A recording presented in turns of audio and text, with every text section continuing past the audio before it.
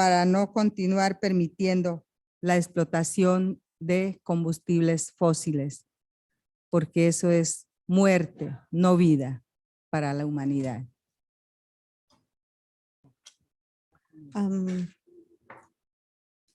What's our proposal?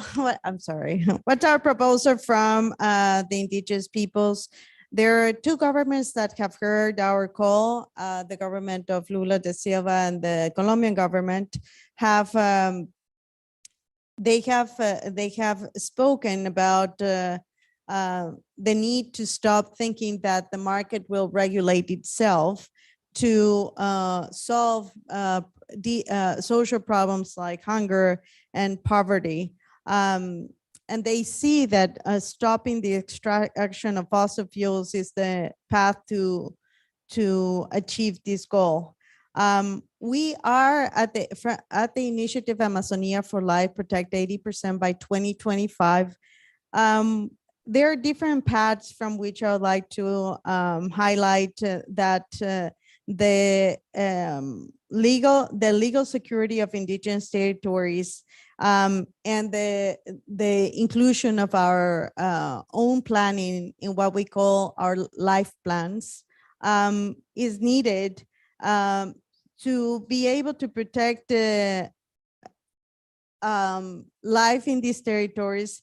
And as well, and when I address the indigenous territories, I'm addressing the uncontacted peoples territories.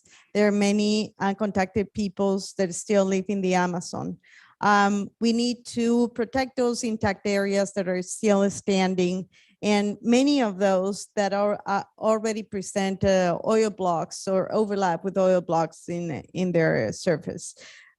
So we just need to transform the way we're thinking to be able to stop fossil fuels.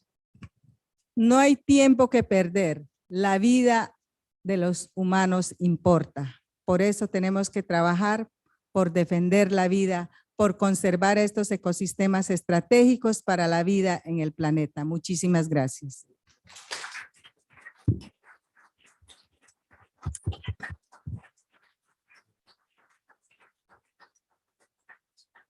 So Fanny just closed saying that there's no more time to lose to defend life on the planet. Thank you all.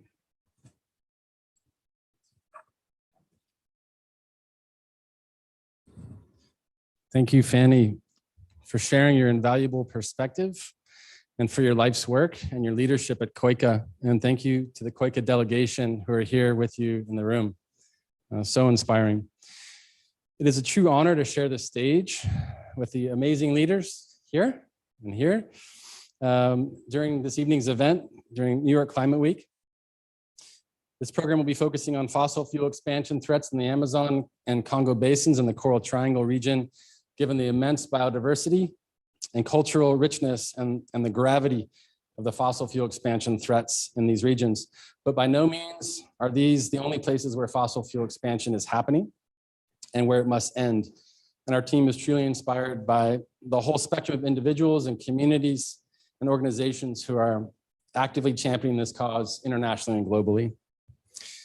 If we're to listen to the clear guidelines of the IEA, the International Energy Agency, and calls from UN Secretary General Guterres, in order to meet 1.5 degrees, the Paris climate commitment, fossil fuel expansion must stop immediately. Unfortunately, fossil fuel expansion in the world's most bioculturally diverse ecosystems is a threat that's not abating. So we're going to walk through some of these assessments that Earth Insight and others have been doing in these critical regions, and then open it up to explore solutions from these great folks on this panel. If this clicker will let me do that. We're having some tech issues, so I apologize for those. Lindsay or Edith, if you want to advance the slide, that would be great. So other direction, please.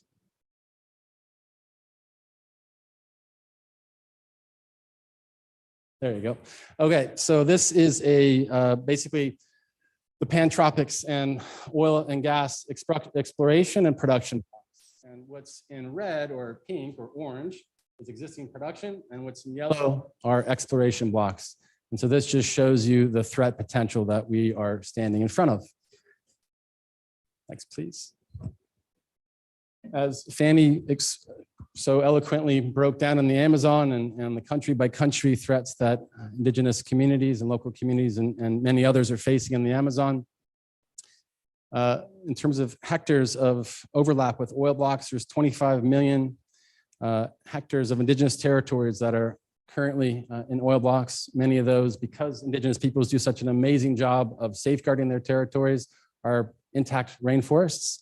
And so you can see on the map kind of in the left, the yellow hash marks, those are all the areas that overlap in the Western Amazon, especially with oil blocks and indigenous territories and those primary forests underneath them. Over 500 distinct indigenous nationalities called the Amazon Basin home, and oil and gas and other threats are an affront to their cultural survival and their ways of life, as we've heard. Despite this worrying expansion picture, it's encouraging, given the scope of the blocks in Colombia, that the country just joined the Beyond Oil and Gas Alliance, and by all indications, seems to be committing to no oil and gas expansion in the Colombian Amazon. Next, we'll look at Ecuador, which is kind of an epicenter of oil and gas expansion. And there's folks in the room who have been working on these issues. In back, Kevin, raise your hand. I know you've dedicated your life at Amazon Watch to this topic.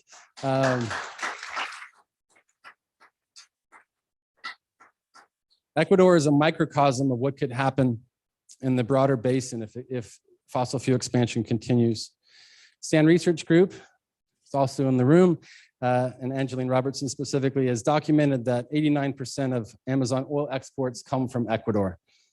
About 2/3 of that, unfortunately, is coming to the US, and the majority of that's California. So about 1 in 9 gallons pumped in state is derived from the Ecuadorian Amazon. In northern Ecuador, there have been nearly 8,000 spills in the past 50 years, which is truly unbelievable, given the lack of regard that the industry had for how they'd go about creating the infrastructure and extracting oil in this region. And the toxic activities are endangering indigenous and local communities, with data showing that in some regions, the cancer rates are as much as 4 times the reference averages in other parts of the country. A temporary moratorium on oil expansion in southern Ecuador is in place right now because of indigenous leadership and an uprising that took place and a civil society uprising last year. That moratorium expires in September. And so in the south, there's about 8 million acres or 3 million hectares of roadless rainforest in the territories of 7 indigenous nationalities that are at risk unless this moratorium is made permanent. Much of this oil revenue is to pay off debt, and we'll get into that topic a bit later. Okay, moving to Africa and the Congo Basin region. So this slide kind of gives us a sense similar to the other one that sort of broke down production versus exploration blocks. What's in gray is essentially production, and what's in pink are exploration blocks in that total land area. If production happens across the exploration blocks, it would mean a quadrupling of the land area of oil expansion in continental scale in Africa. And oil and gas, well, actually, yeah, next slide, please.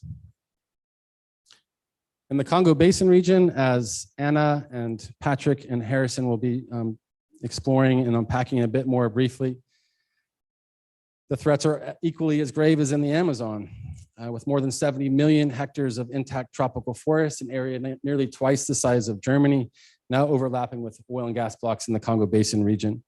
Over 150 distinct ethnic groups call the Congo Basin home, and over 32 million people, or 20% of populated places in the Congo Basin countries, are now in oil and gas blocks.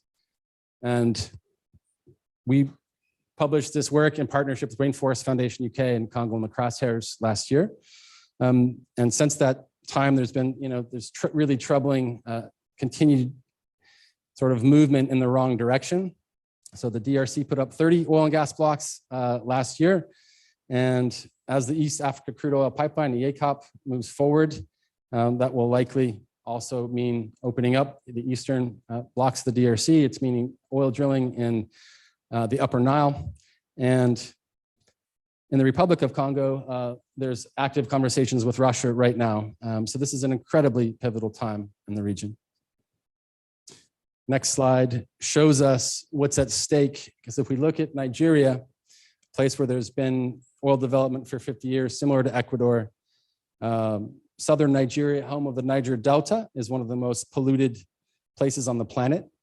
75% of the population depends upon fishing and farming to survive. And there, the Bayelsa State Oil Environmental Commission found that over the last half century, about as many as 10 million barrels of oil have been spilled, which is equivalent to the Exxon Valdez spill every year for the last 50 years. So it's an extremely worrisome contrast point for what could happen if expansion occurs in the Congo Basin region and beyond. Next slide, please. So pivoting from sort of the terrestrial landscape to offshore threats. Let's see here. Offshore oil and gas expansion is rapidly accelerating. In the next 2 years is about $215 billion of financing that's lined up for active projects. This is after a decade of decline of financing for oil and gas. So it's now eclipsing onshore development in terms of investment. And one place where this is really incredibly troubling is the Coral Triangle. It's the epicenter of marine biodiversity, and massive fossil fuel threats are looming. The region is just 1% of the ocean surface area, but 30% of all coral reefs are located there. And 75% of all coral species, including an amazing array of whales, dolphins, all migratory sea turtles, and all tens of millions of fisher folk who depend on intact marine ecosystem for their livelihoods. We did a preliminary analysis, and this year, kind of similar, the red blocks are production blocks, yellows exploration. We found that in the Coral Triangle implementation area, about half of all coral reefs overlap with oil and gas blocks, 300 oil and gas blocks.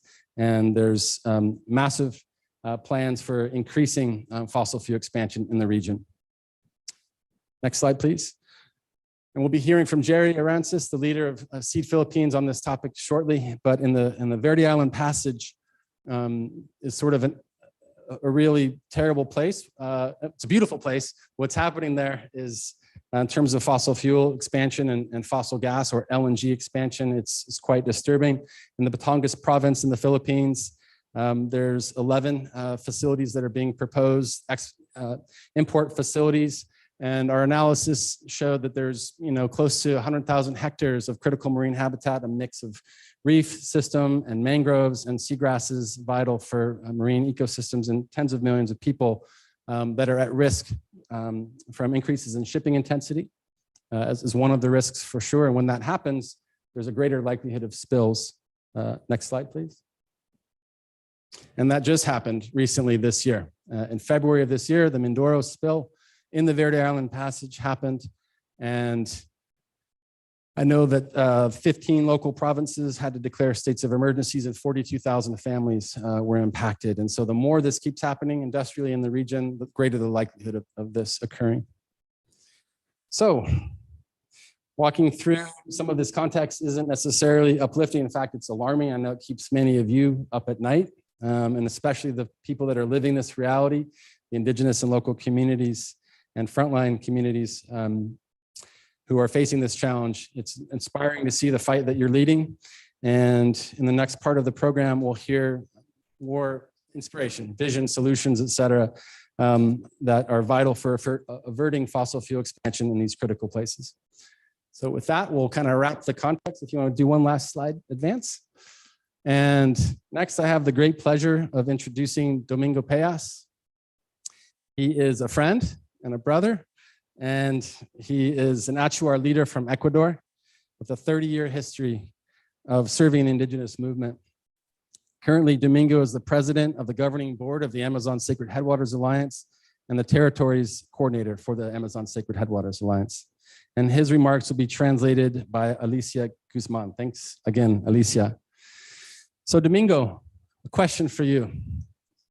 Why, and please feel free to come up here or there, whatever your preference. Wonderful.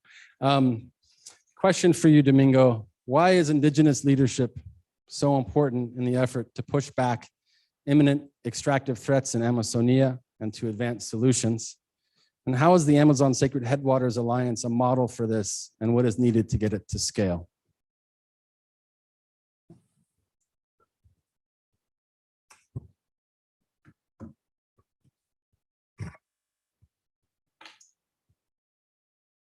Buenas tardes con todos, con todas, hermanos y hermanas.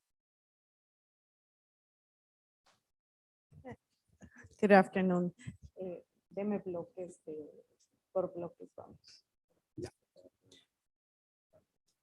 Es un honor primeramente saludar a Tyson, un hermano de verdad, de tan lejos, pero que está trabajando, creando conciencia para defensa de la naturaleza y del mundo indígena. So good afternoon with everyone. And for me, it's an honor to be here working with one of my brothers, Tyson, trying to create a who's trying to create a consciousness globally. También quisiera saludar a la Fanny, a la coordinadora con su equipo, con la directiva, que igual están luchando para toda la Amazonía existente aún en el mundo. I would like to extend also my greetings to Fanny Cuiro, who's here, the COICA's general coordinator, and Hamner, who are the directors of the organization that is fighting to protect what it's remaining in the Amazonia. Quisiera recibir aquí con gran aplauso. Hay personas importantes que voy a mencionar con mucho respeto, que están trabajando, que han luchado, como la Sepora, como Kevin y otras personas, como Belén, que también está trabajando con los pueblos indígenas para defensa de la madre tierra. Un aplauso para ellas y para todos.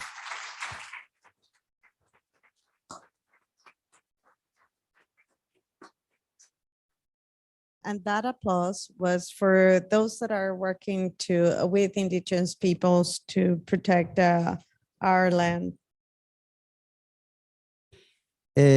Sobre la pregunta del hermano, es tan importante mencionar para todos los presentes, con mucho honor y con respeto, que los indígenas, el concepto o la teoría indígena, la Amazonía, todo ecosistema, es un ser vivo. Tiene el mismo derecho, tiene espíritu, nos cuida a todo ser humano. Por eso nosotros tenemos esa interrelación a través del mundo espiritual. Nosotros tenemos esa conexión por suerte, aprendemos de los árboles, de los animales, a través de nuestras plantas. About the question raised for this forum, for indigenous peoples in the indigenous theory and cosmovision, Amazonia is another being with rights and spirituality that takes care of humanity as a whole. So we learn from the trees and the rivers as another being. Sí. Entonces, la Amazonía, ese ecosistema que tenemos todavía aún, es gracias a los indígenas, porque los indígenas hemos convivido, nos hemos cuidado mutuamente, hasta ahora seguimos cuidando.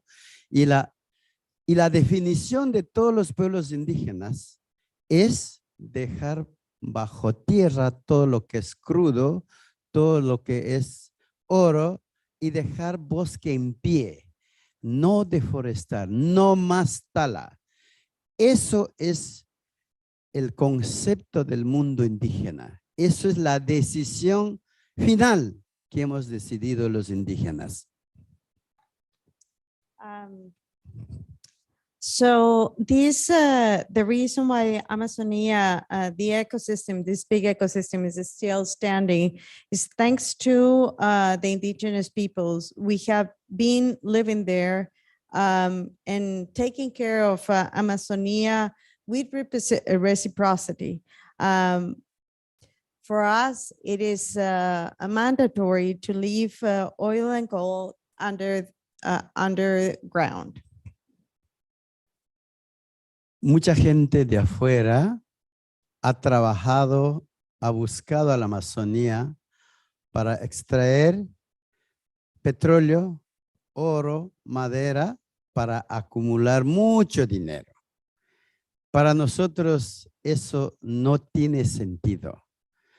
Para nosotros la vida digna para toda la sociedad es alegría, aire puro, armonía, solidaridad, amor entre nosotros, respeto mutuo. Entonces, ese concepto no nos entienden. Y mucha gente dice que la naturaleza es riqueza material. Para nosotros es riqueza espiritual. Es un ser vivo para que haya más vida. Es lo que tiene rol la Amazonía. Yeah.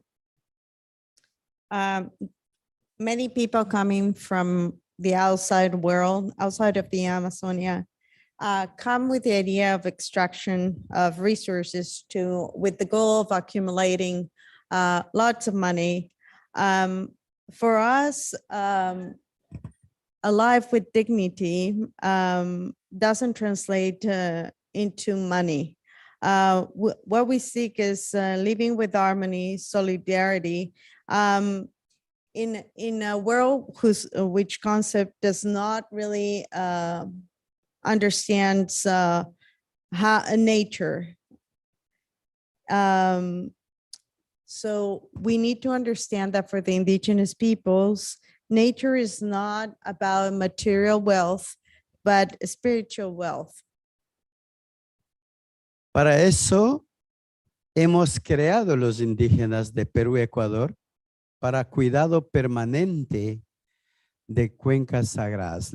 Bioregión tiene que dar intacta, viva.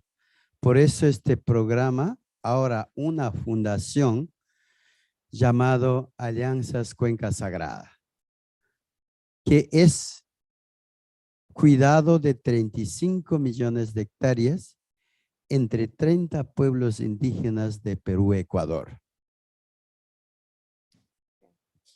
And this is why we have created between the indigenous of Ecuador and Peru, what we call a bioregion that today has translated into what it's called the Foundation for the Alliance of Foundation or Alliance that encompasses 35 million hectares and 30 indigenous peoples or nations. Esta fundación está enfocado de gobernar el 80% de pueblos indígenas, el 2%, perdón, sí, 80%, es decir, gobierna más con una alianza no indígena para que haya esa integración. Y también estamos trabajando en 9 ejes. El eje importante es la gobernabilidad territorial, la gobernanza territorial de los pueblos indígenas, es la transición ecológica donde está enfocado la reforestación, la restauración, concentrado a entrar a cambio de bioeconomía, las energías limpias, eso está enfocado, y también la conectividad, la educación, salud alternativa, para que todo ese ecosistema quede intacto para próxima generación.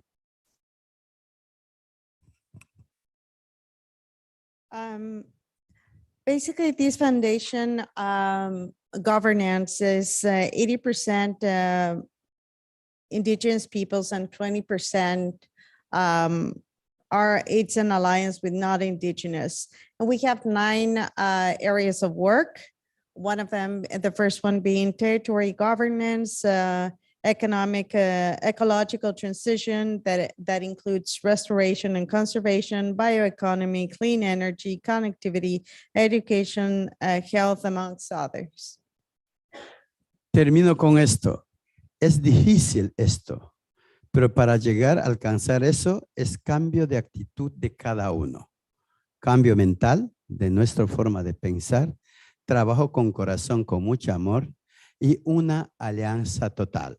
Indígenas, no indígenas, hombres, mujeres, jóvenes, científicos, incluso empresarios, para diseñar este nuevo camino. Muchas gracias.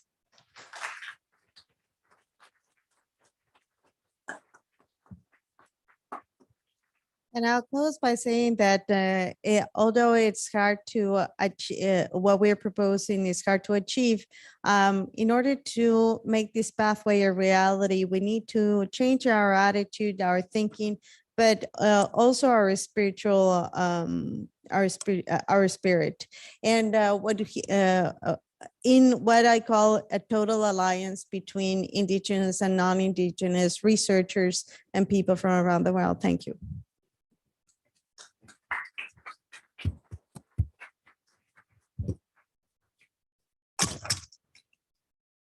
Thank you, Domingo, for those inspirational words and for your leadership and the work of the Amazon Sacred Headwaters Alliance, many of whom are members of that team are here in this room as well. So thank you for that. Okay, so pivoting geographies to Ana Osuna Orozco, is the head of programs from Rainforest Foundation UK. She's held a variety of positions there, focusing on policy and research, and also collaborating RFUK, Rainforest Foundation UK's work in the Democratic Republic of the Congo. Thank you, Ana. And Edith, if you want to get her presentation queued up. Can you come over here? Or,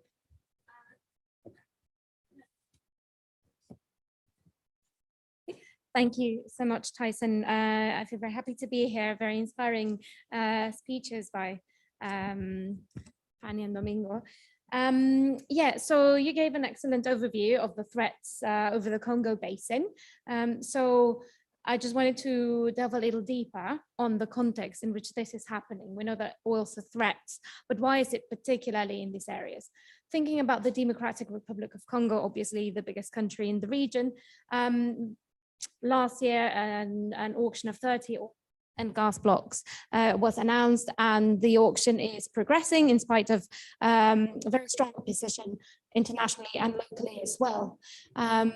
The oil and gas deals would impact protected areas, other critical ecosystems, not to mention numerous indigenous and local communities. The auction is progressing in spite of very strong questions about the legality of the process itself from Congolese and international civil society. There are very strong allegations on illegalities by selected companies for the blocks. And about this, I'll take the chance to say RFUK is publishing a press release tomorrow. So watch this space. The allegations are that.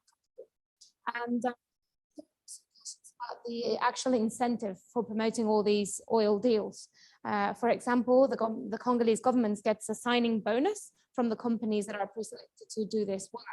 And of course, there's no transparency on what's going to happen with that bonus, if it's going to actually help to fuel the electoral campaigns for the upcoming elections in December. Oh, sorry. Next one, please. Oh, sorry.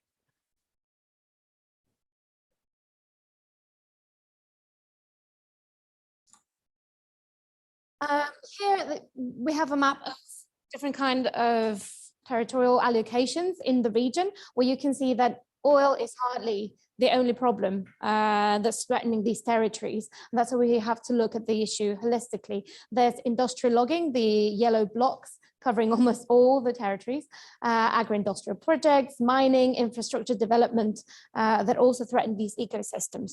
That's why we have to talk about governance and about the context in which this is happening, and not make this to oil.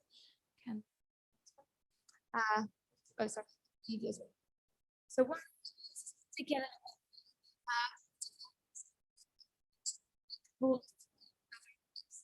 that it's lack of capacity. There's of lack of transparency in these land and oil and mining deals. As I mentioned, there are very large land transactions that often happen from rent seeking, not necessarily to even develop the what they purport to do. And something that I put out in all caps, land rights in the region are not recognized. And this is a fundamental problem because then communities lacked the basic legal framework to stand against this. If we can see the next slide. The tiny green dots, so you can see there are community forests in the Democratic Republic of Congo and in Cameroon, which are not equivalent to land rights because the indigenous people and local communities don't have property rights, but are at least a beginning. They're promising change to start enabling these communities to protect these territories. Could I have the next one, please? Oh, so there's promise, there's things we can do, and we'll listen to Patrick and Harrison for more, but I'd like to summarize how we see things. Giving back control over lands and resources to indigenous peoples and local community is the first and most important thing to do in this region. This is absolutely key to have more equitable and more sustainable forest governance.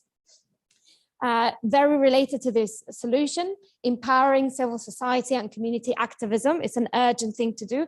As you can see, there are grassroots movements that really need our support.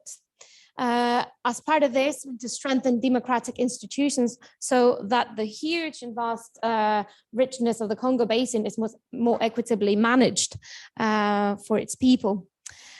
Of course, there's also an urgent need to fund alternative development paths, bust the myth that, oh, sorry, I need to speak more slowly, thank you. We need to bust the myth that oil will bring development to people, which is an argument that governments in the region are using.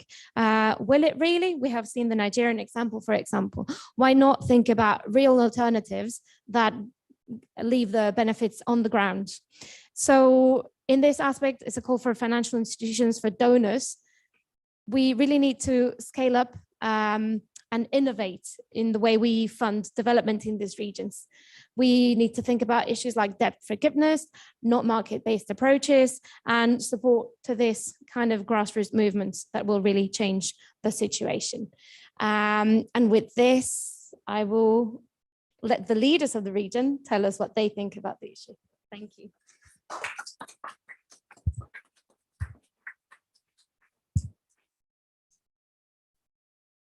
Great, thank you so much, Anna.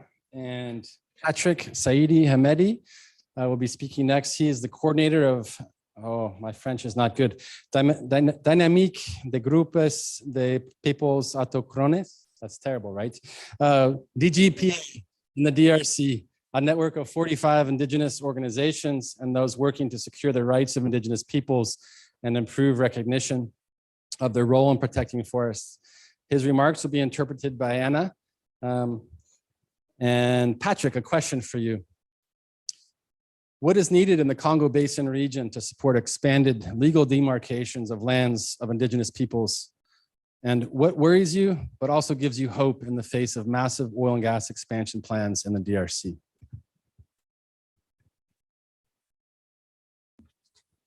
Ok, merci pour la question. Bonsoir à tous. Merci pour cette grande rencontre, effectivement, qui nous permet une fois de parler du pétrole, les impacts du pétrole avec les écosystèmes, mais aussi les impacts du pétrole dans nos 3 grands bassins forestiers, comme l'a dit mon aîné et collègue et chef. Par rapport à la question, et comme Anna vient de le présenter, qu'est-ce qui nous inquiète le plus? Au fait, quand on voit l'exploitation forestière, ce qui est déjà presque nouveau dans la cuvette centrale, je vais essayer un peu de parler lentement pour l'interprétation. Je pense qu'il y a. OK. Donc, c'est toi qui interprètes. Sorry. Donc, effectivement, c'est tellement nouveau avec les 30 blocs pétroliers et gaziers que le gouvernement vient de lancer au niveau du marché, donc, mondiale. I want to thank you all for the opportunity to be here to talk about this important issue that is very worrying, as our brother here just explained. And what is very worrying is that it's a very new process in DRC, this oil and gas block auction that started last year. Ouais, parce que jusque-là, en RDC, on a l'exploitation forestière à l'est, donc vers les lacs Albert, donc du côté du parc des Virunga. Donc, on a aussi l'exploitation forestière vers l'ouest, donc dans les Bas-Congo. Et les impacts qu'on voit déjà dans ces deux zones, si je prends plus la zone du Bas-Congo, c'est le fait que l'exploitation forestière a rendu tellement pauvre la communauté parce que ça détruit effectivement les mangroves qui constituaient la zone de démarcation entre l'océan et les zones côtières où les communautés vivent. So he's speaking about the current experience that DRC has with oil exploitation in the west, the small patch of coastline that the DRC has, and the oil exploitation there has left communities destroyed because in particular in that area, oil exploration and exploitation is destroying mangrove areas. Donc, avec la destruction des mangroves, ce qu'on a remarqué, c'est effectivement les érosions qui continuent à avancer, or que cette communauté-là ne vivait que de l'agriculture, en fait. Et quand on a l'eau salée de l'océan qui monte vers les zones côtières où vivent les communautés, ça détruit les zones agricoles, et ce qui occasionne une grande migration de toute la population de cette zone vers la ville de Kinshasa, qui est actuellement saturée. So mangrove destruction brings like a chain of events. So it causes soil erosion and seawater to encroach into the like soil system, and those communities that depend heavily on agriculture have lost their livelihood, and there has been a massive migration to the city of Kinshasa that is now saturated. Et si je reviens vers l'ouest dans le parc des Virunga, l'exploitation du pétrole a occasionné et renforcé l'insécurité que les communautés sont en train de vivre dans ces zones-là. La plupart des troubles et des guerres qu'on trouve dans ces zones-là, au-delà des minéraux, c'est aussi à cause du pétrole, parce qu'on a trouvé le pétrole dans le parc des Virunga qui devrait être exploité. Et cela a vraiment accentué les conflits armés qu'on voit dans cette zone. In the country's east, the Virunga National Park, oil exploitation is a real threat. Communities there already face different challenges, such as civil war, we can say, and oil exploitations really threatens to make all of this worse. Yes. Donc, on n'a que ces deux zones. Mais comme si ça ne suffit pas, le gouvernement s'est dit, bon, là, ça ne suffit pas. Je vais ouvrir d'autres blocs pétroliers.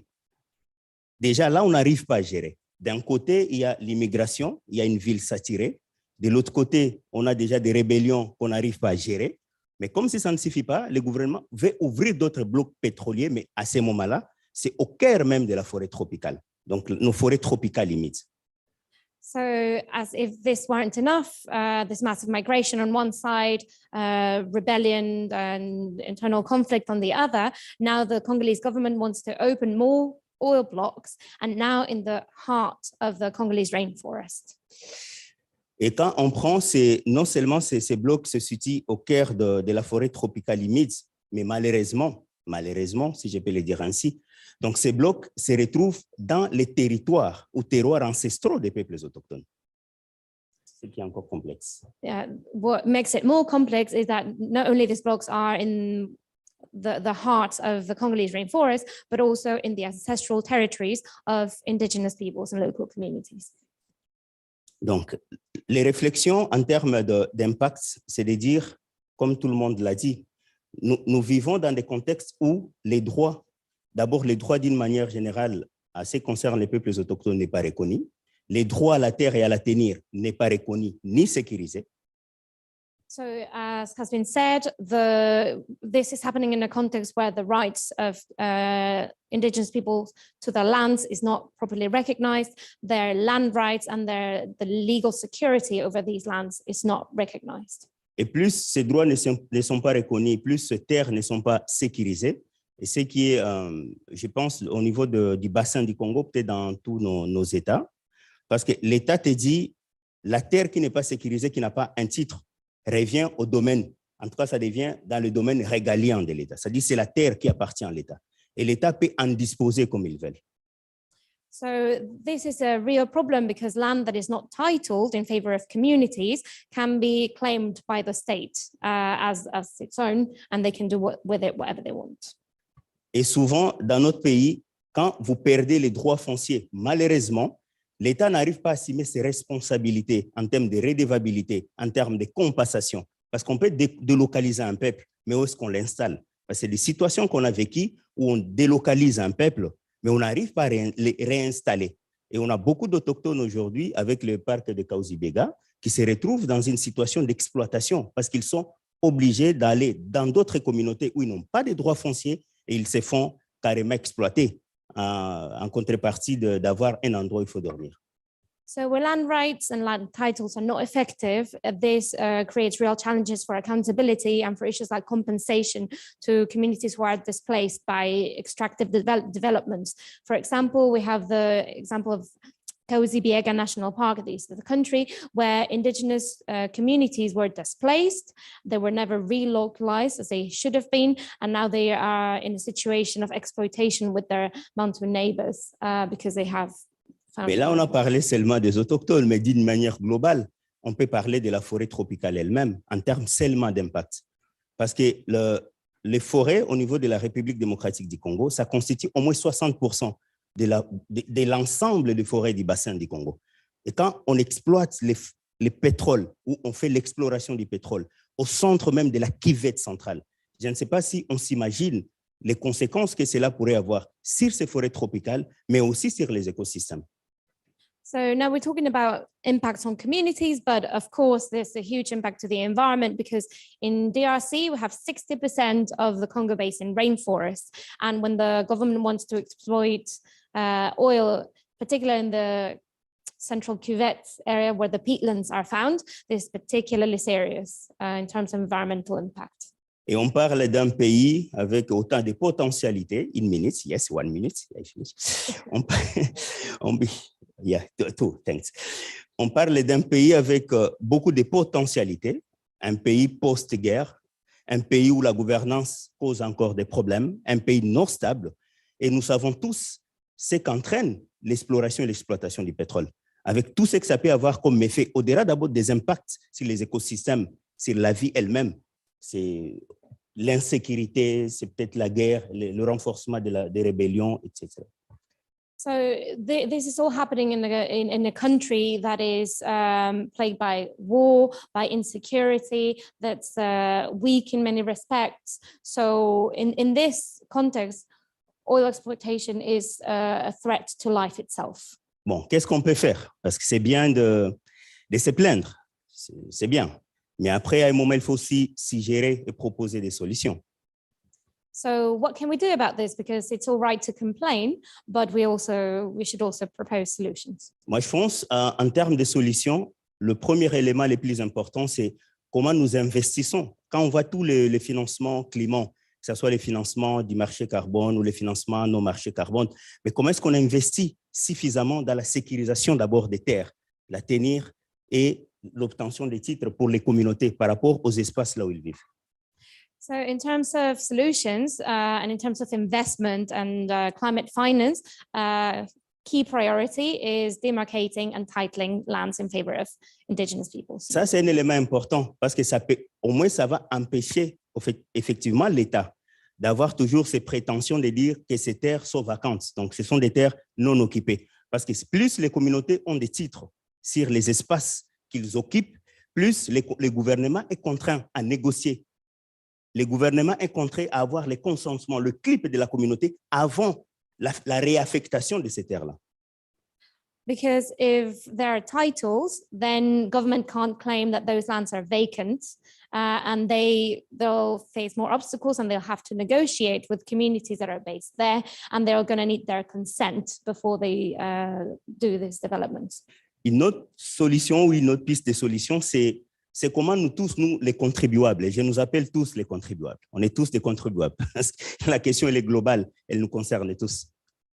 So another solution that concerns us all, because we all contribute to this problem. C'est-à-dire comment est-ce que nous arrivons à faire des placements stratégiques? Parce que le plus grand problème aujourd'hui, on pense que la solution si le problème du climat, c'est investir dans le marché carbone. Ok, nous savons tous que le marché carbone, ça concerne les communautés autochtones et communautés locales que nous sommes, ça constitue déjà tout un danger de toute façon. Parce que le marché carbone ne garantit rien en termes de bénéfices, ne garantit rien en termes de sécurisation des droits fonciers et doit tenir des communautés, ne garantit rien en termes de répartition de bénéfices ici, effectivement, de ces marchés carbone.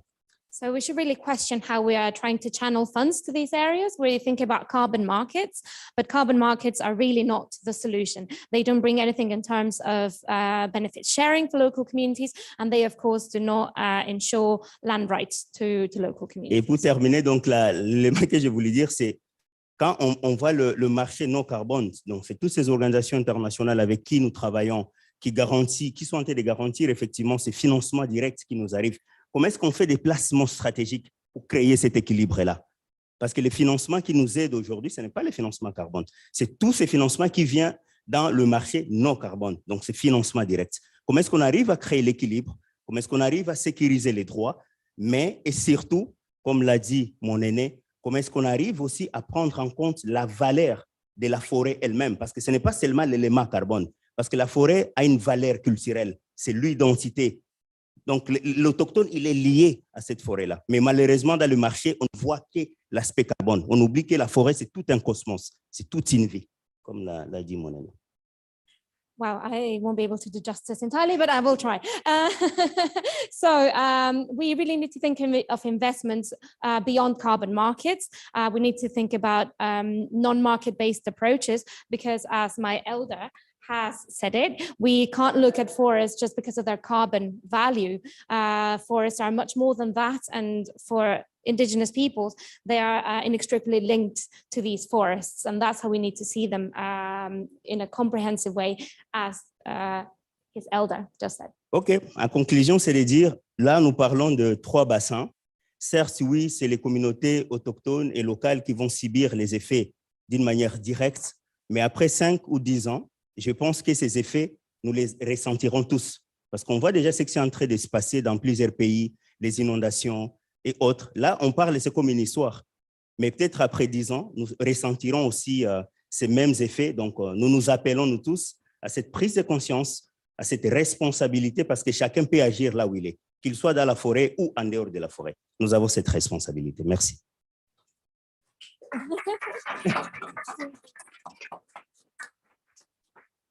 So that was really important. We were talking about these 3 areas, and it's Indigenous peoples and local communities who will suffer the immediate impacts of oil exploitation. However, in 5 or 10 years, we will all feel the impacts of this. So we should all feel call to action, and we all need to act. Thank you.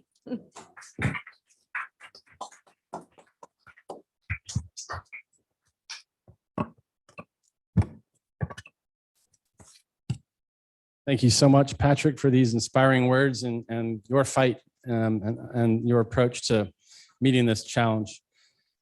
So Harrison Noko is a brother and a friend, and he is the CEO of Ajesh, a nonprofit organization based in Cameroon with the scope covering Cameroon and Ghana. He has over 15 years professional experience and expertise in natural resource management of terrestrial and marine ecosystems in the region and defending user rights of IPLCs. So Harrison, the question to you is, can you share your perspectives on the power of community-based planning and other solutions that you and others are working to advance, and your thoughts on the need for a moratorium on industrial activity in primary and priority forests?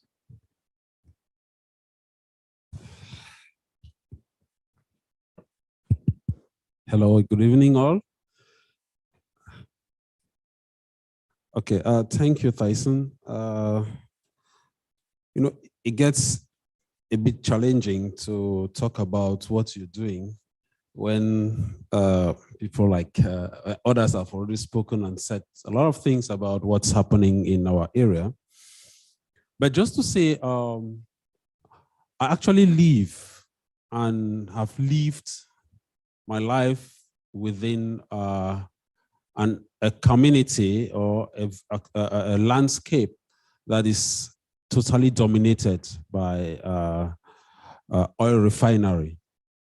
And that is the Sonara refinery that was set up in 1973. So within this setup, I actually come from a country where, as we speak, we are like Canada. Cameroon has the English-speaking part and the French-speaking part. And I come from the English-speaking part, where presently we are at serious gun battle with the government because of oil exploitation. A good number of the population is displaced today because of grievances on the fact that the proceeds or the benefits of oil that is coming from this region, because that's actually the area that is producing petrol that is exported. But this is the area that is also least developed. Just to link with you to see how exploitation and exploration of gas and oil and gas, the repellent effects at times are devastating, especially when it gets to destruction. From the presentation that Anna and Tyson did, you'll discover that while this area is exploited with gas, petrol, there is heavy exploration ongoing as we speak in the forest area, which is totally, that is already planning on destroying the primary forests that are existing in that landscape. This also is creating serious problems.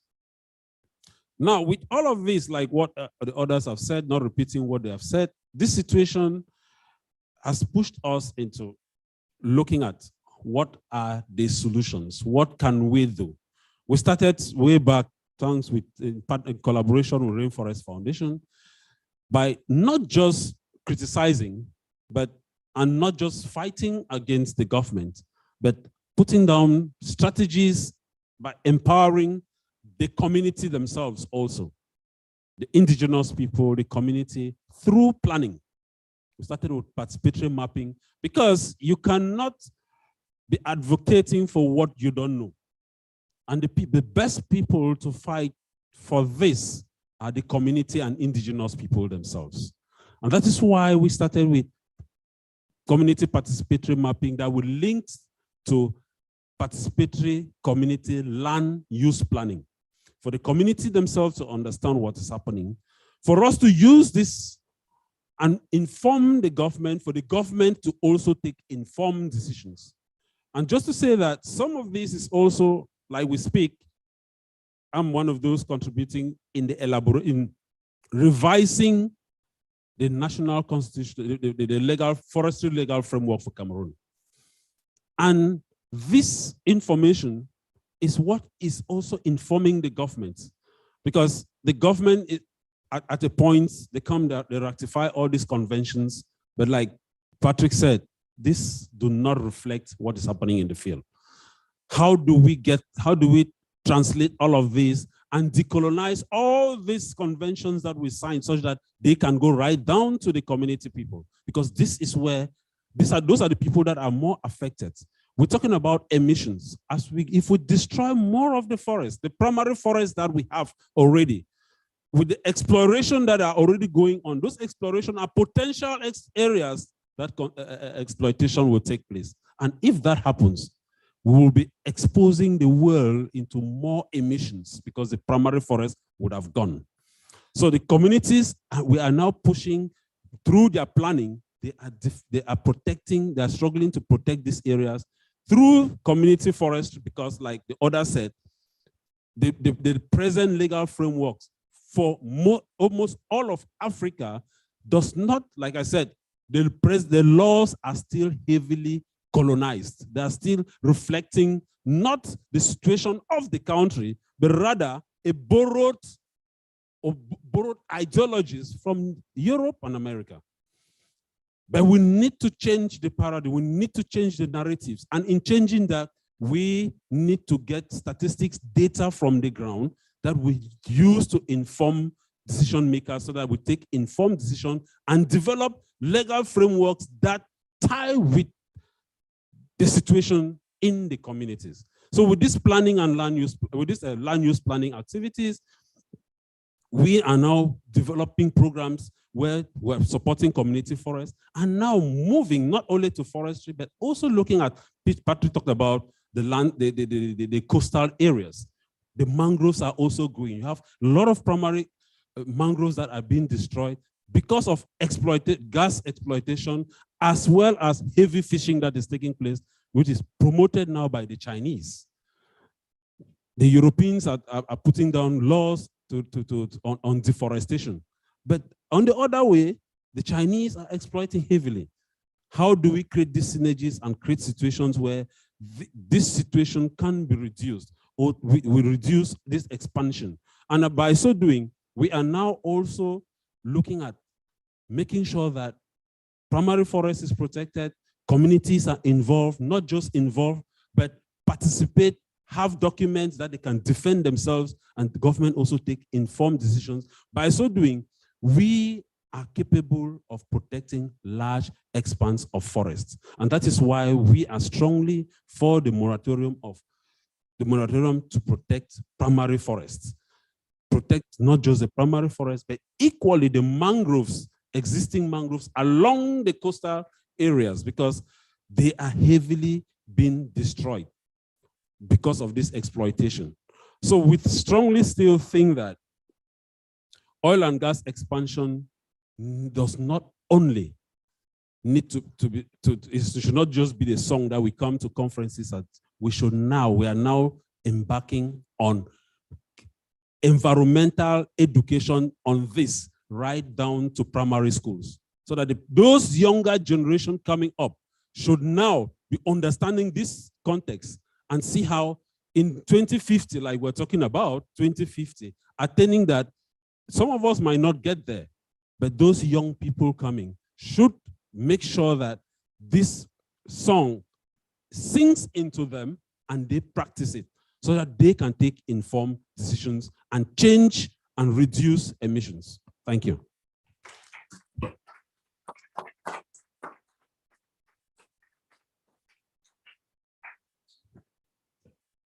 Thank you, Harrison. Amazingly inspiring words and work. Okay, so moving to the Coral Triangle region, Jerry Arances, I'm hoping I'm pronouncing your name okay, is the Executive Director of the Center for Energy Ecology and Development in Philippines, SEED Philippines. He's a long-term climate and environmental advocate who has also worked on past human rights and natural resource and mineral management issues. And today his primary work is on energy transformation, ecological integrity, and people-centered development with SEED. Jerry, can you share more about the threats you are facing in the Verde Island Passage, what is looming in the broader Coral Triangle region, and your and others' visions in the region for solutions?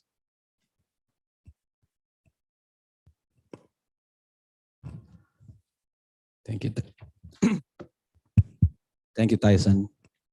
First of all, thank you to the organizers, of course, Earth Insight, for organizing this and inviting me to this very valuable forum.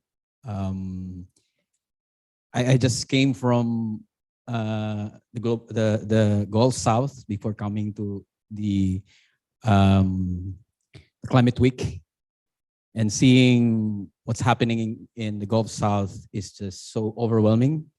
And I can imagine my colleagues from Latin America and Africa, how they're facing such gargantuan challenges, and moves me to more, to actually do more in our parts of the world. I don't know if you know the Philippines or even Southeast Asian countries. We're mostly known for our president and his deceased father and our previous president with all their jokes. But the Philippines is also known for its beautiful beaches, right? Probably you've gone to, some of you have seen Palawan, Boracay, but the Verde Island Passage houses one of the best scuba diving spots, best beaches, so on and so forth. We actually did the Southeast Asian gathering of groups and community leaders that are starting to campaign on gas within the Verde Island Passage just early this year.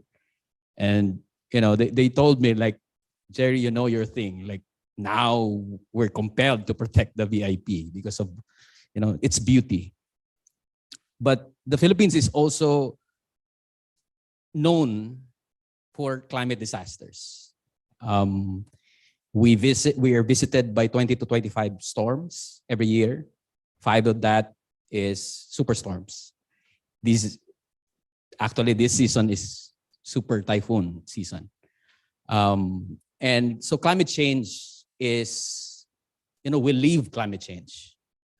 Actually, this year is the 10th year commemoration of the then most powerful storm in human written history, which is Typhoon Haiyan, which basically created the push for the mechanism on loss and damage, and then eventually the push to have the loss and damage fund. I can still remember one of our colleagues who were the commissioner then representing the Philippines cried in the convention because his brother cannot be found. We lost 20,000, more than 20,000 Filipinos in that just one storm. So climate change is is a life and death issue for the Filipinos. But what is really stark and contradiction, like the irony, is that our governments love to depend on fossil fuel. Just a decade ago, the Philippines is the 9th biggest coal expansionist globally. We managed to stop that madness in 2020. And we thought that the Philippine government will now prioritize renewable energy because we have the first renewable energy law in the region of Southeast Asia back in 2008. But eventually, our governments are now pivoting to using gas. The Philippines, along with Vietnam and Thailand, comprises the second biggest LNG import hub in the world, including really long, big pipelines in Indonesia to export gas, because Indonesia is the 4th largest exporting country in the world.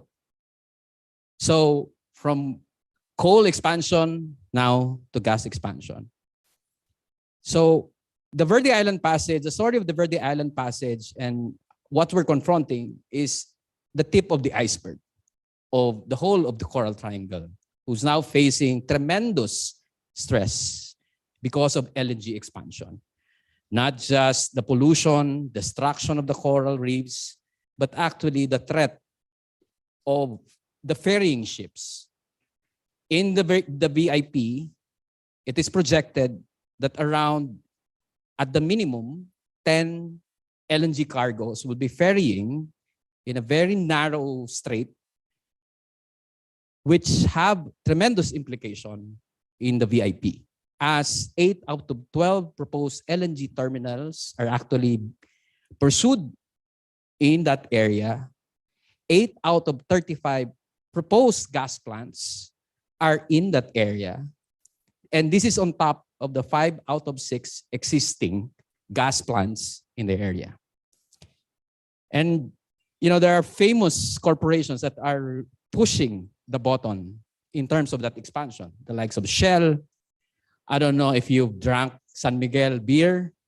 They're known for their beer, but in the Verde Island Passage, they're known for what they're doing with their gas projects in the Verde Island Passage. So always remember when you drink San Miguel beer, to remember to ask them that we like your beer, but we don't like your fossil fuel. So with just 2 projects in the pipeline causing problems, we've witnessed a lot of destruction already.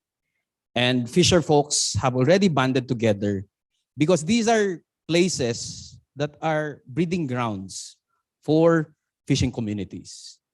The Verde Island Passage houses at least 2 million fisher folk communities, which produces around $25 million every year. The VIP also houses one of the most thriving ecotourism region in the country, which produces close to $100 million every year. And this is what the government and corporations behind the expansion are actually not just undermining, but actually destroying. But what is happening right now? So that is the threat. There's a lot of strengthening and broadening the movement to protect the Verde Island Passage as we speak. And as I have mentioned, groups in Indonesia and in Malaysia and in the Philippines reaching out to other groups in Papua New Guinea, wherein there's a big LNG terminal that's being developed, are banding together to actually strengthen the work to protect the Verde Island Passage and the Coral Triangle. It's just a start, but we see that it is, it's worth the endeavor. We also are looking at a key actor in this endeavor with the empowering of fisher folks and coastal communities. Because as I said, just in the Verde Island Passage, around 2 million Filipinos are actually the main stakeholder. And the ones that will lose more if these projects will actually be proceeded. And these are communities that are the most vulnerable in terms of impoverished, in terms of poverty in the country, as well as climate disasters. So all these projects are also exacerbating climate vulnerability in these communities. But rest assured, one of the key strategy that fisher folks, along with civil society and the Catholic Church in the Verde Island Passage, is we are opposing all projects already. Communities that will be affected have actually intervened and rejected all these projects in the early environmental permitting processes. And always remember that the Philippines is one of the most dangerous places, just like Latin America and Africa, in terms of human rights defenders. But communities are opposing this because they will lose more. Another strategy and initiative is to actually finally include the Verde Island Passage in the National Integrated Protected System. It was mind-boggling for us that many groups have been working in the VIP when we started to work on the gas campaign, that the center of global marine shorefish is not yet a member or is not yet included in the INAIPAS, which is the expanded National Integrated Protected Area System in the country. But there's a lot of momentum right now because of the oil spill. That anything that happens either in another province can affect the whole of the Verde Island Passage, including The push right now, and this will be a major push next year to actually include the Verde Island Passage to the World Heritage Site. There are already officials, public officials in the country and local officials that have manifested that they will support the push for its inclusion in the World Heritage Site. Other local governments are discussing today the possibility of creating laws that would restrict or even ban ferrying of toxic cargoes in their jurisdiction across the Verde Island Passage. The last 2 point is very critical in this context because as corporations are pushing for gas and further dependency on fossil fuel by our country, which has created a lot of economic, environmental, and climate problems, renewable energy push in the country is in full swing. Just last year and this year, an additional 5.5 gigawatts of new renewable energy projects have been given permits through the auctioning. Next month, another 1 gigawatt will be auctioned. Next year, another 8 gigawatts will actually be auctioned. So gas expansion is undermining energy transition in the country, not just killing the lives of fisher folks, the livelihoods of fisher folks, destroying the Verde Island Passage, but undermining the very important energy transition that is actually happening now in the country. The last one is we wanted to also ask you to be part of this campaign because most of these projects are being financed by the likes of JP Morgan, Citi, Morgan Stanley, Chase, Bank of America, including CalPERS and BlackRock. Or in Europe, UBS, Allianz, and of course, the Japan Bank of International Cooperation. I will end with a quote from one of the affected fisherfolk leader in Occidental Mindoro. He said during an interview, "I get what my family needs in the ocean on a daily basis. This is the only job I have known since I was a kid. Without the ocean, I am nothing." Imagine 2 million lives that are dependent on the Verde Island Passage. Lastly, we're just not known for what I have said a while ago. The Filipino people are also known for toppling dictatorships. And rest assured that the Filipino people, the communities that will be affected by this gas expansion will fight it out. Thank you.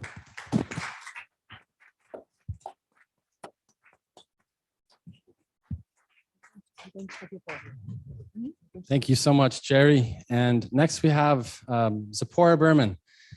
She is the International Program Director at Standout Earth and Chair of the Fossil Fuel Non-Proliferation Treaty. Zipporah publishes and speaks widely on fossil fuels and climate change, and she has also held positions advising the British government of British Columbia and governments of Alberta as well, and supporting climate change-related policies. In 2019, she was also awarded the Climate Breakthrough Award. She's my former boss and an inspiration, and the floor is yours, Zep. And I know you have to leave for a very important meeting. Thank you. Thank you so much, Tyson. I'm really honored to be with you here in Lenape, Chinook territory, and with all these incredible leaders. It's an honor, and I'm just so thrilled to be a part of this event here at Climate Week, because I've been watching the development of Earth Insights and your research from its very inception stage, and I think it's absolutely critical. Look, we've heard tonight about projects and devastation from the Congo to the Amazon. I know firsthand from working with other leaders around, seeing and hearing similar stories from Argentina, from northern British of the Wet'suwet'en, fighting the Coastal GasLink pipeline to all over the world. The fact is,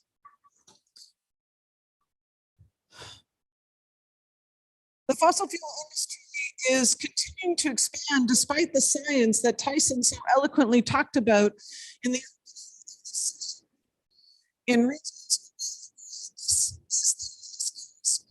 they're trying to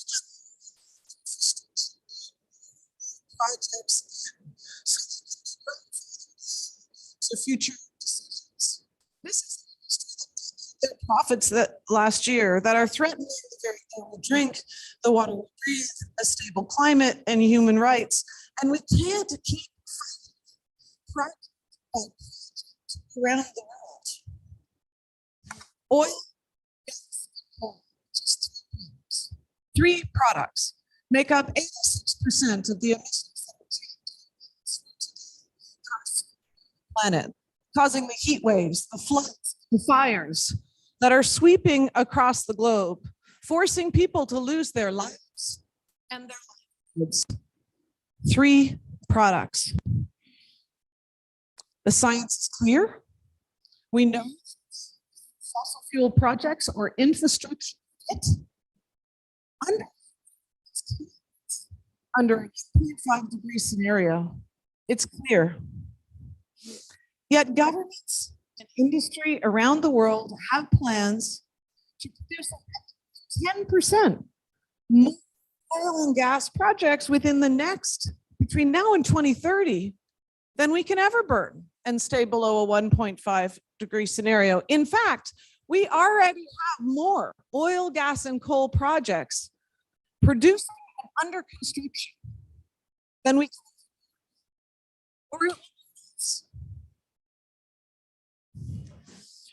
Our in fact,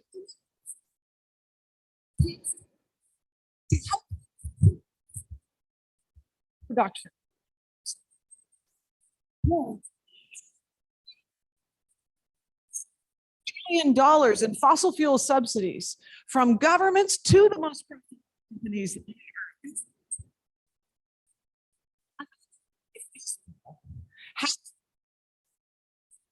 Closing in their communities. That's why a growing group of leaders of Indigenous peoples, of health organizations, of faith organizations. You can't hear me? Usually that's not my problem. That's why a growing group of people from around the world, lawyers and diplomats, governments and cities, Indigenous leaders, health groups, faith groups, many people who have been marching for decades, many people who have been organizing for hundreds of years in their community have been calling to keep it in the ground. But our governments couldn't hear them because they didn't have a policy pathway. So we're creating them. So people around the world are now calling for a fossil fuel non-proliferation treaty.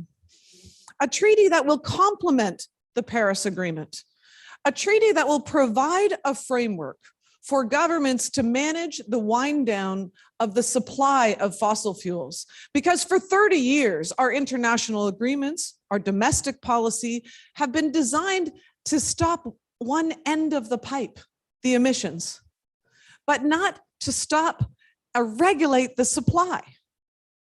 So our governments have been passing targets, emissions targets, and international agreements to reduce demand, but not to reduce supply.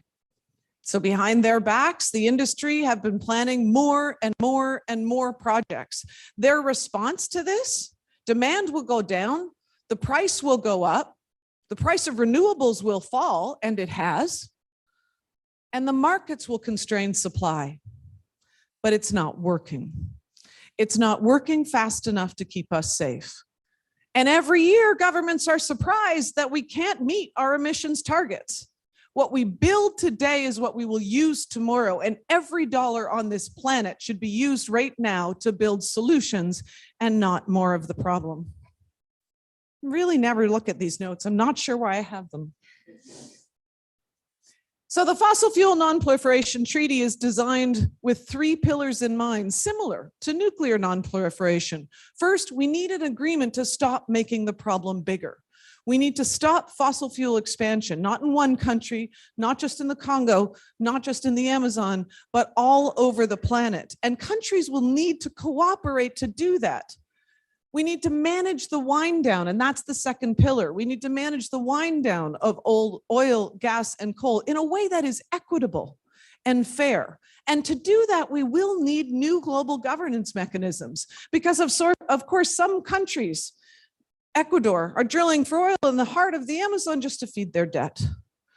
Some countries have, in Colombia, so much of the fossil fuel production and exports contributes to their GDP, 60% right now. Those countries are going to need support, and that's why we're going to need new financial mechanisms, new areas of international cooperation to manage who produces what and how much now that we know we have a finite global carbon budget. The third pillar is to accelerate a peaceful transition. What does it mean to have a global just transition? Not a transition plan just within borders, but a transition plan together as a community, as a world. The Fossil Fuel Non-Proliferation Treaty has been endorsed by 6 countries to date. 6 countries who have proposed this treaty at the United Nations as a result of the leadership of Vanuatu and Tuvalu. Again, we look towards South Pacific countries for their leadership on climate change, the countries that, of course, are the most vulnerable in the world and have been at the forefront of climate action for decades. The state of California has just endorsed the Fossil Fuel Non-Proliferation Treaty a few weeks ago, and now they're the largest economy in the world to do so. They're joined by the European Union, thousands of civil society organizations, from Power Shift Africa to Fridays for the Future to the Third World Network, hundreds of health and faith organizations, artists, business leaders, the World Health Organization of the United Nations, and even cardinals at the Vatican.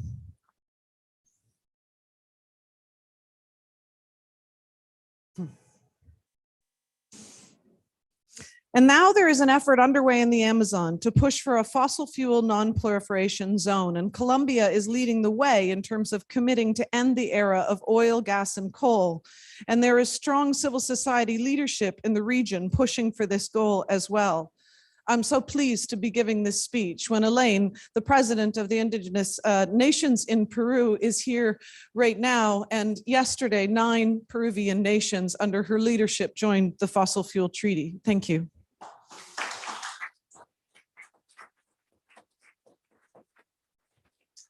This has all taken place in 3 years since we launched the idea of the Fossil Fuel Non-Proliferation Treaty at New York Climate Week, 3 years during which many of us were trapped in our homes. The diversity of voices, indigenous, environment, government, business, health, calling for an end to the era of fossil fuels because we can't afford to keep fighting place by place. The cumulative impacts, the breadth of the projects we face around the world require us to have a bold vision. They require us to propose solutions that are commensurate with the scale of the problem. We need the information, the data. Thank you to Earth Insights and also to Stand.Earth, many of whom are here today, who are doing this incredible research to expose who is financing the drilling in the heart of the Amazon and have already managed to shift many banks out of their oil trade. I urge you to look at this report, Capitalizing for Collapse. We need those bold visions. We need that research. We need the vision of 80 by 20 in Amazonia for life. We need a bold vision of a fossil fuel treaty. Some say that it's too big, that it will take too long. But we know in history, when we look to other treaties, that we have, as a world, come together. Chemical weapons bans, Montreal Protocol, landmines, in very short timeframes when we need to. We also know that we cannot afford more of the same. A lot of reporters have asked me this week whether it's too late. a lot of activists have come to me with despair. And all I can think about is the leaders in Vanuatu this year after the cyclones, when I was there with them meeting about fossil fuels 2 weeks after the cyclones. And they said to me, despair is not an option for us. Despair is a privilege that we don't have. Our job is hope. And we have to remember that hope is not something you just get to have. It's something you create. It's something we create when we pick up our pen, when we pick up our placard, when we pick up our petition, when you fund this brilliant research, when you organize in your communities, when you join us at the Fossil Fuel Treaty and at 80 by 25, Amazonia for Life and Amazon Sacred Headwaters. Hope is a responsibility that we have at this moment in history. It's something we create. Let's create it together. Thank you.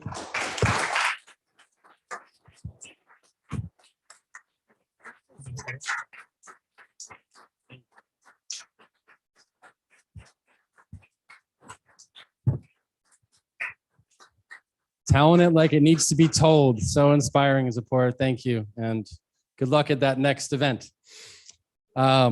Great. And so finally on the agenda, we have Luisa Valentin Barros, a senior professional with 20 years experience in the energy and sustainability sectors, specializing in strategy and low carbon solutions. She is a member of the UN Sustainable Development Solutions Network, or SDSN, and the Council of Engineers for Energy Transition.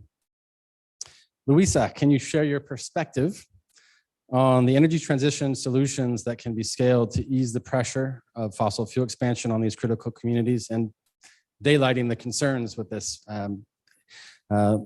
this pathway? And also it'd be great to hear about the menu of financial solutions that the Sustainable Development Solutions Network is trying to advance.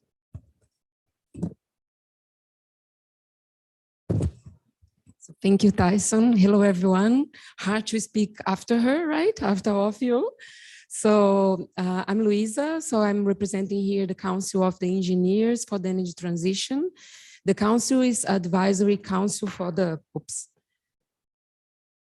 United Nations Secretary General to advise on energy transition emerging technologies.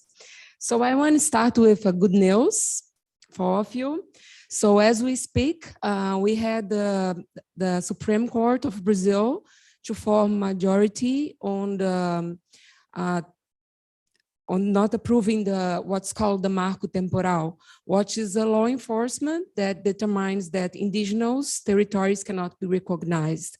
So now we have the majority. This is being discussed for the last 3 years, and I think it impacts more than 300 indigenous territories.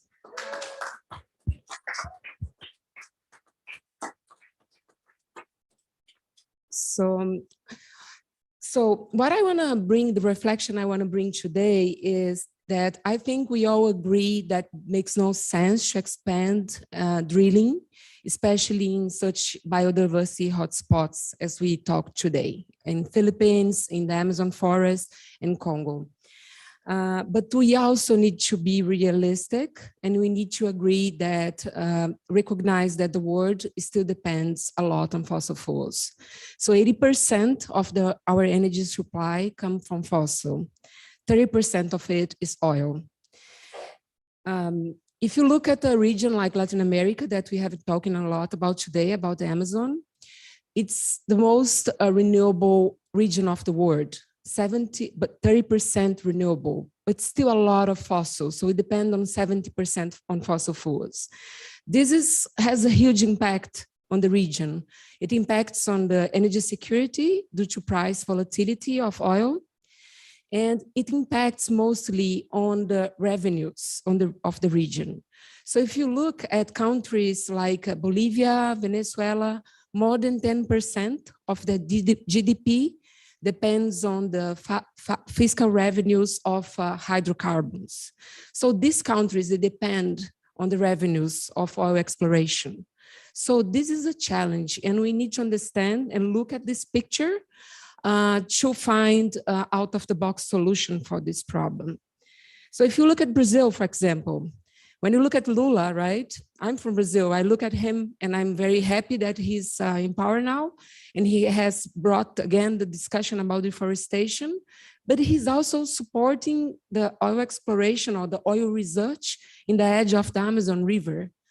Why is that? It makes no sense for Brazil to send this message at this point. Why this is happening? Because it's not easy. We need to understand that energy transition is about trade-offs. And the countries in Latin America depend on the oil money. How are we going to change that? This is the challenge. So, talking about solution, which leads to the other question Tyson made.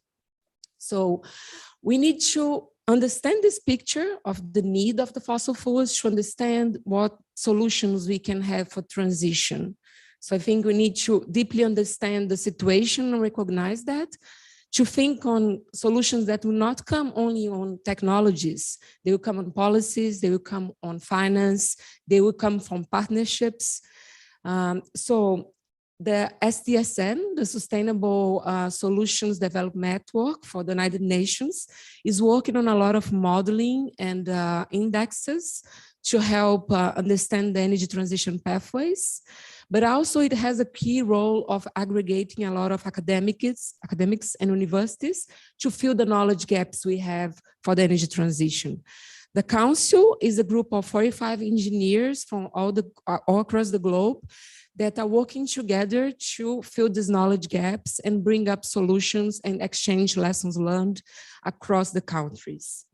I like to mention the example of Ecuador that created a debt swap. I know we need to go beyond that. We need to think about other solutions, but that was an example of a financial product that's innovative, that was created out of partnerships, like Domingo mentioned, right? We had a lot of NGOs, we had the government, we have reinsurance companies involved to create this product to conserve the Galapagos Island. So this is a marine conservation financial product that was launched this year, the largest ever in this size. So this is an example that really needs all these partnerships, innovation, and private sector money and participation. And I think this is an example that we need to follow. We need to go beyond that, think about, debt forgiveness, think about other type of market products to fight against it. So, and that's it. I finished with that. Thank you so much for today.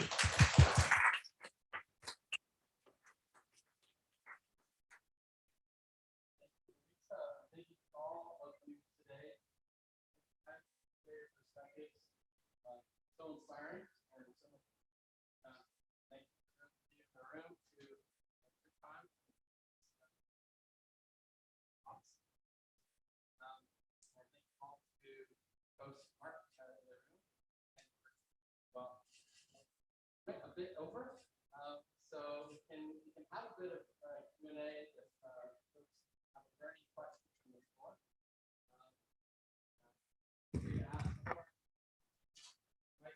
If you want to just share, wrong mic. What gives you hope, and what do you want us to take away from this event? So I would say maybe 10, 15 seconds. What gives you hope, and what do you want us to take away from the event? If you're ready, Fanny. Otherwise, here, I'll pass it to Harrison, and Alicia, you can go. Okay, ready? Yo creo que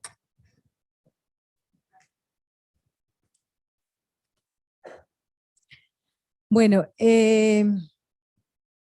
muchas veces estamos en un espacio como este, las personas que nos interesa el tema, la lucha, pero yo creo que esto debe expandirse mucho más allá de nosotros, los activistas o los que luchamos por proteger la naturaleza y los que estamos preocupados para que los combustibles fósiles no se expandan. Entonces, creo que lo que debemos hacer es multiplicar más este grupo para que toda la población humana tome conciencia de lo importante que es cuidar los recursos naturales y evitar que esos recursos naturales hagan daño a la vida misma, es decir, que aprecie su vida conservando los recursos naturales y evitando la proliferación de los combustibles fósiles. Cuando hace eso, está cuidando su vida, que tome conciencia de la importancia de su vida y de la vida de los demás.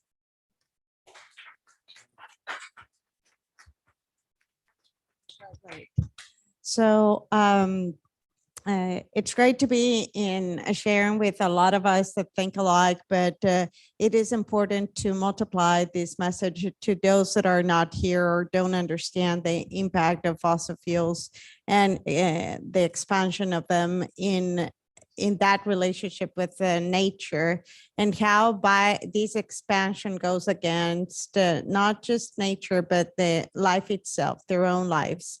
So it's our role to move forward in that direction to expand the message. Okay, Domingo, staying with the Amazon, what do you want us to take away from today? What gives you hope about the work?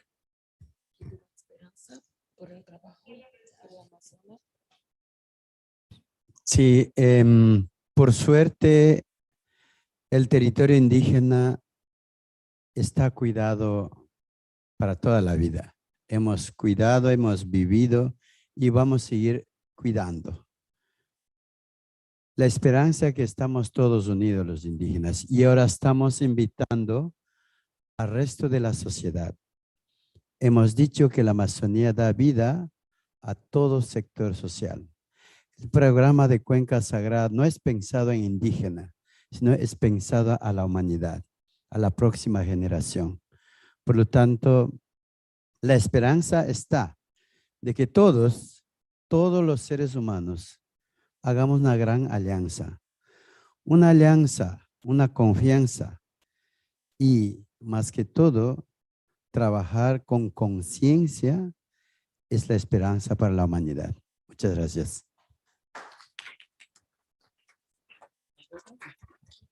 I'll do the translation.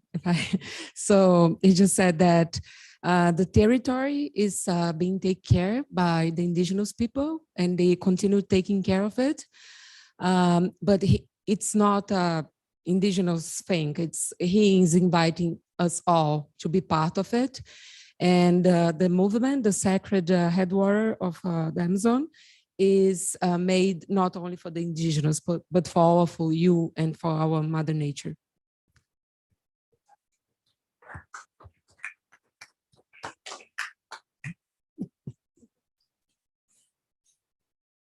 Pour moi, en termes d'espoir, c'est l'effet qu'il y a déjà la prise de conscience.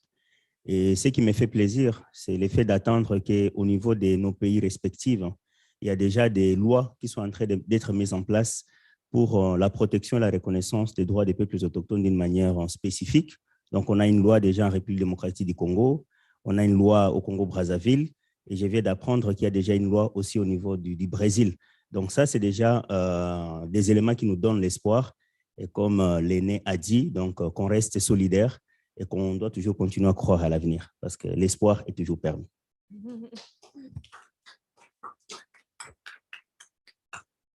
So Patrick says it gives him hope to see that there is this awareness, and also to see that there are laws that are already protecting indigenous peoples, like in Democratic Republic of Congo, the Republic of Congo, and he's gladly hearing about the news in Brazil. So it gives him hope that there are these opportunities, and it's always important to have this hope for the future.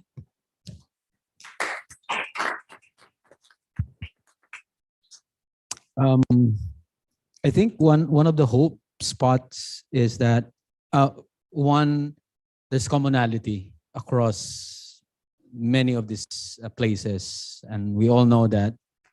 But there are also common actors in the fossil fuel industry and in the financial districts, as well as they won't be able to do this because, without the support of our governments and the governments across the world.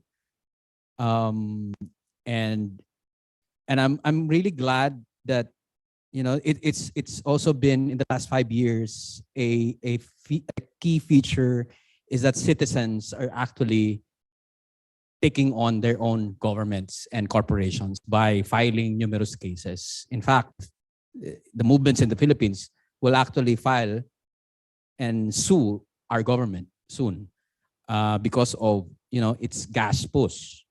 And so that gives me hope.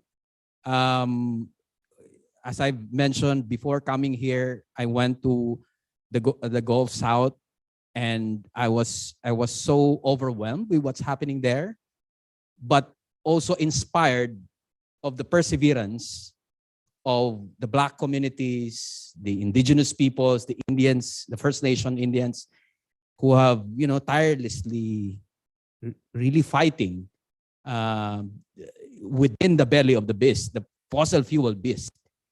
And I think collaboration across continents, taking on the fossil fuel industry head on, will actually be key. And I just wanted to say, we always hear this notion that it's hard. Energy transition is hard, but it's harder to lose your brother. Like 10 years after, there's no justice for the 20,000 Filipinos who died in one of the most devastating storms. We're going to commemorate that this year.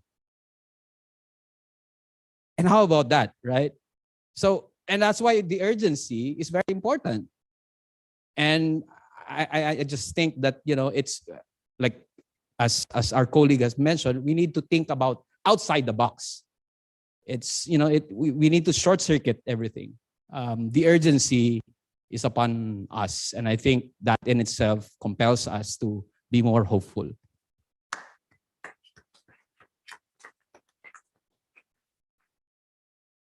Well, if I may say, for me, it's incredibly inspiring to hear about all these people from all the corners of the world who are willing to die for this cause, really. And what I take away is, what is it that I have to change in my own behavior? What is it that is in my power? Because we do have power as individuals. We have a responsibility to be solidary with these movements, and what it is that I can change from today to address this. Thank you, everyone.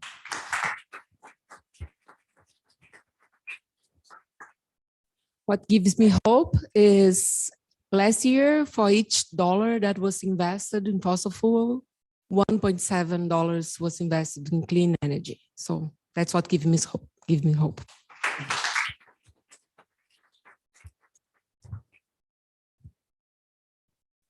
Yeah, what gives me hope, like Shirley said, the billions that people are investing, but at the same time, the hope and the willingness for this to happen, the transition that we're moving towards, but at the same time, how do we translate this in countries?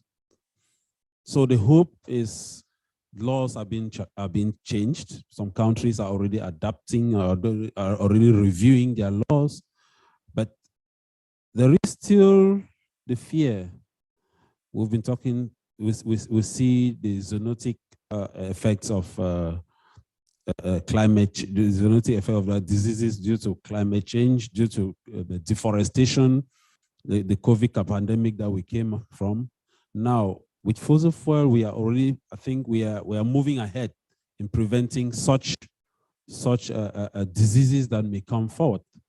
And I think it is our ocular responsibility to make sure that donors' funds go to the right quarters.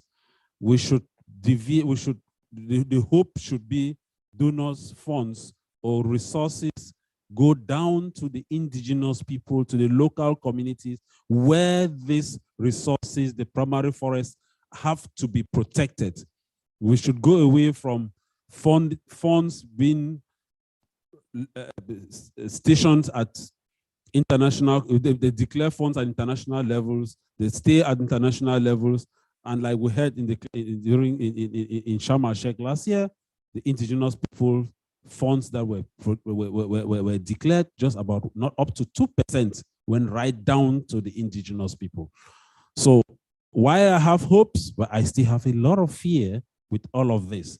So if those supporting such programs can re-strategize such that the resources get down to the people, get down to the programs that people like her are promoting, people like us are promoting, I think we will have positive change on the ground and not positive change on papers. Thank you. Thank you. Thank you all for being here and sharing these perspectives. What gives me hope is this kind of convening in the leadership of the people in this room.